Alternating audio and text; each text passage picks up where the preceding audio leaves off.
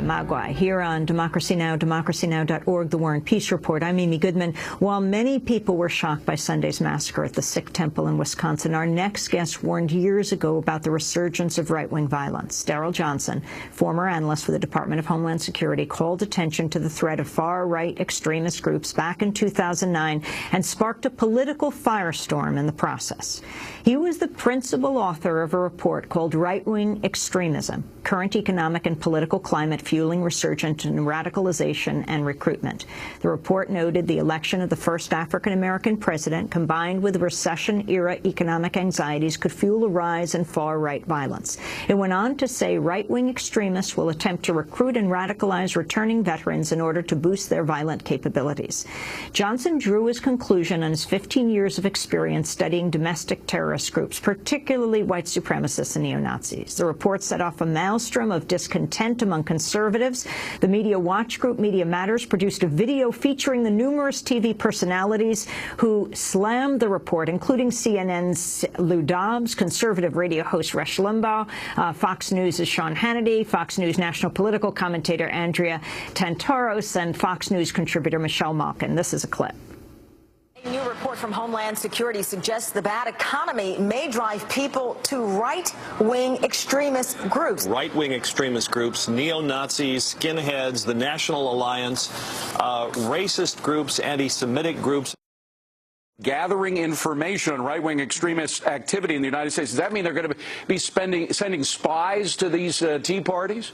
There are no Timothy McVeighs out there right now. If they're going to issue these reports for this made-up threat, portraying standard, ordinary, everyday conservatives as posing a bigger threat to this country than al-Qaeda terrorists, naming veterans groups as possible extremist groups.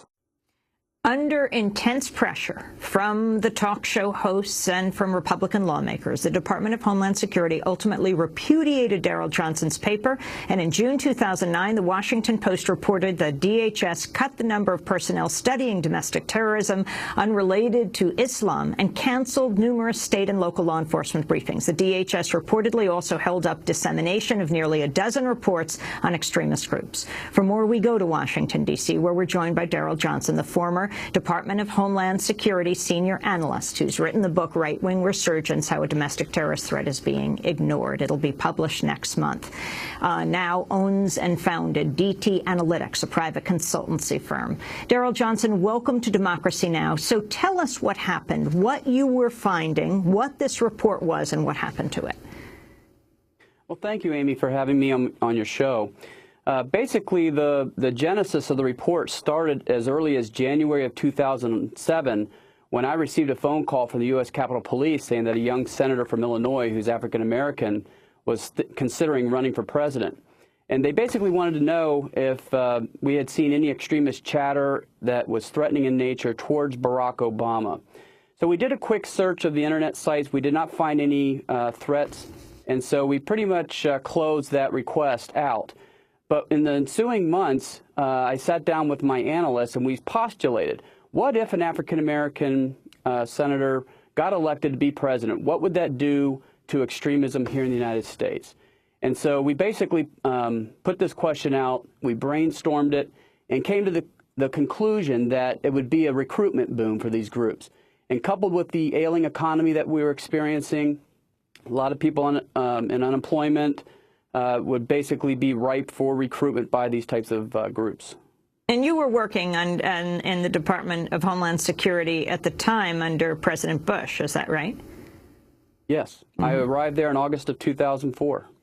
And so you write up this report and talk about what your key findings were and then the response to it. Well, basically, we put together over a period of over a year, collected a massive amount of data that actually filled an entire box of open source information we had gathered off the Internet, law enforcement information, FBI information that had come in. And we started drafting a report, and right around the time Janet Napolitano was sworn as the new Secretary of Homeland Security, we started receiving questions from Secretary Napolitano, and she wanted to know what was an extremist, what are they doing, what groups were out there that we were concerned about.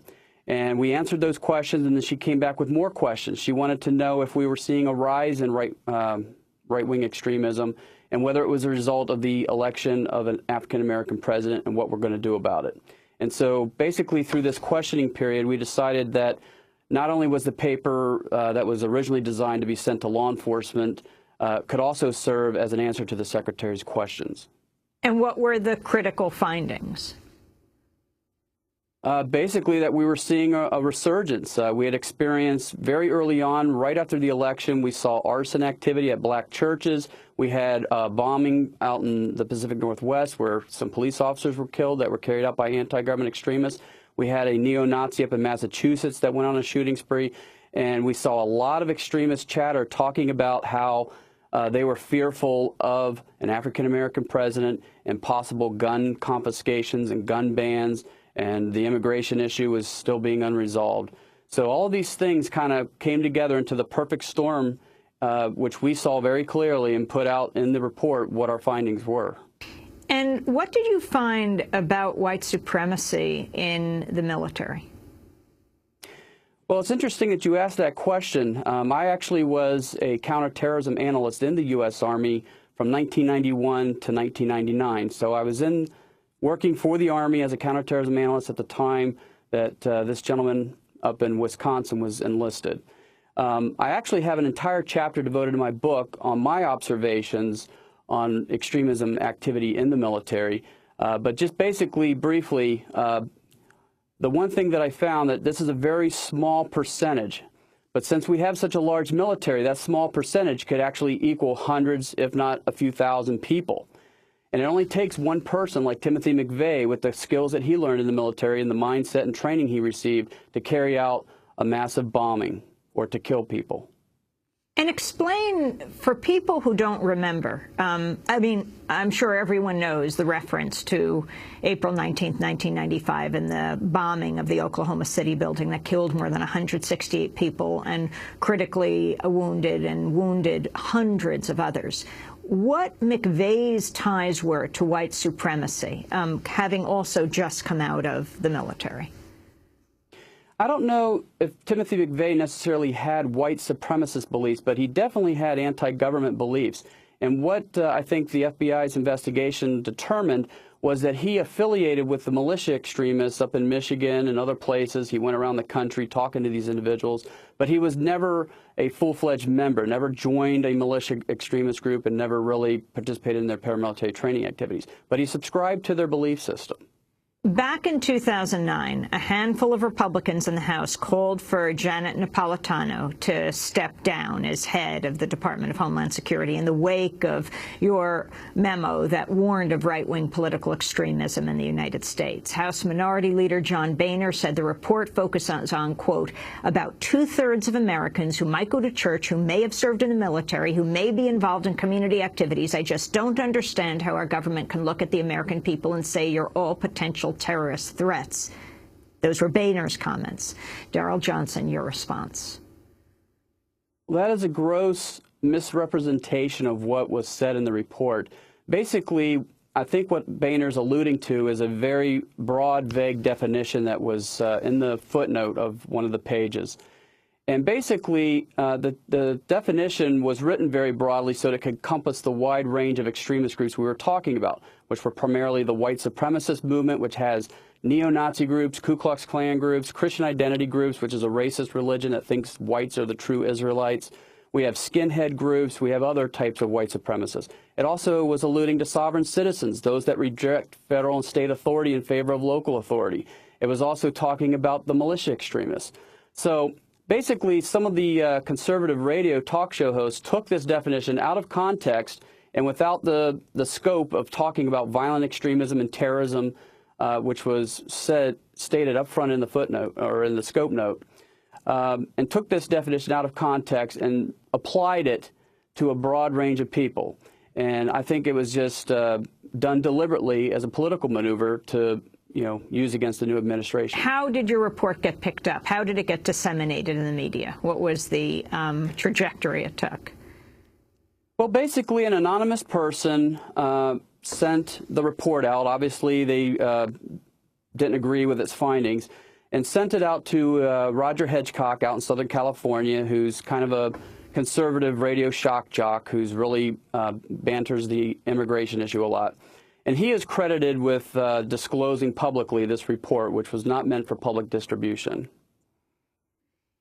And so what happened to you, Daryl Johnson, and your unit within the Department of Homeland Security that was looking at domestic terror threats, and particularly at white supremacy and neo-Nazi groups? Well, what happened was quite shocking, actually. I never anticipated that, the own Department of Homeland Security, my employer, would actually clamp down on the unit and stop all of the valuable work we were doing. Leading up to this report, and I'll talk about this at length in my book, my team was doing a lot of good things throughout the country. We received numerous accolades from law enforcement, intelligence officials, talking about the great work we were doing in the fight against domestic terrorism. And then in lieu of the political backlash, the department decided to not only stop all of our work, stop all of the training and briefings that we were scheduled to give, but they also disbanded the unit, reassigned us to other areas within the office, and then made life increasingly difficult for us. Not only did they stop the work that we were doing, but they also tried to blame us for some of the attacks that were occurring. And so you lost your job? Well, I didn't lose my job. They just made it a very difficult environment for me to continue working there. So I, on my own recognizance, sought employment elsewhere and started my own consulting company. I'm looking at a quick piece from Wired, which says, since Johnson released his ill-fated report, the Wichita, Kansas abortion doctor George Tiller was assassinated. A security guard was killed when a gunman with neo-Nazi ties went on a shooting spree at the U.S. Holocaust Museum. The FBI arrested members of a Florida neo-Nazi outfit tied to drug dealing and motorcycle gangs. A man was charged with attempting to detonate a weapon of mass destruction at a Spokane, Washington march commemorating Dr. Martin Luther King's birthday. And several mosques around the country have been vandalized or attacked, including a Missouri mosque that burned to the ground on Monday, which had been attacked before. Were you surprised by the attack on the Sikh temple and all that has taken place since? Unfortunately, Amy, I was not shocked. In fact, I was sitting in my living room with my wife, and immediately when I saw the news coverage, I turned to her and said that this was likely a hate-motivated crime against Sikhs perpetrated by a white supremacist who may have had military background. It's interesting also that President Obama spoke yesterday in Denver with Sandra Fluke, who introduced him, the Georgetown University law student who was speaking out for contraception, was targeted by Rush Limbaugh and others, and was talking about women's health and women's rights in this country. The neo-Nazi movement, along with the anti-choice movement, do you see links? I'm talking about the extremist wing.